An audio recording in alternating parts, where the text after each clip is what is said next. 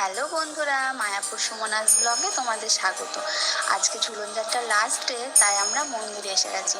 আজকে খুব মজা হবে, হাড়ি ভিডিওটা ফাটানো ছেড়ে খেলা দিই। হবে, জলবাজি ফোটানো হবে। আর এখানে এত আলো দেখো, আমার বান্ধবী এসেই ছবি তুলতে লেগে গেছে।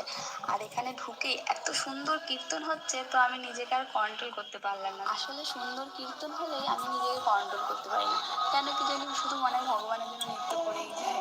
আসলে পরিবেশটাই এত সুন্দর, কি করবো বলো, শুধু আমি না, এসব দেখো ভিডিওগুলো আমার প্রতিটা সব দেখা গাছও হয়ে যেন গেছে। মনে হচ্ছে আনন্দ করছে। দেখো কালো আকাশের মধ্যে একটা ছোট্ট চাঁদ উঠেছে, আর চারিপাশে গাছগুলো এত সুন্দর লাইট লাগিয়েছে, খুব সুন্দর লাগছে।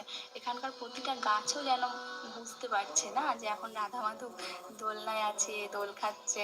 কত একটা আনন্দের ব্যাপার, তাই না? আসলে ঝুলনটা এমন একটা ফেস্টিভ্যাল, তো যখন শ্রীকৃষ্ণের রাস হতো, মানে আমরা সবাই যেটা চোখে দেখিনি কখনো, কিন্তু শুনে এসেছি না, যে রাধা মাধবের যখন রাস হতো তখন রাধারানী আর শ্রীকৃষ্ণ দোলনায় দোল খেত। তো সেই মুহূর্তটাই আমরা এখানে দেখতে পাবো, ফিল করতে পারবো, আমরা তাদের দোল দিতে পারবো। কত সুন্দর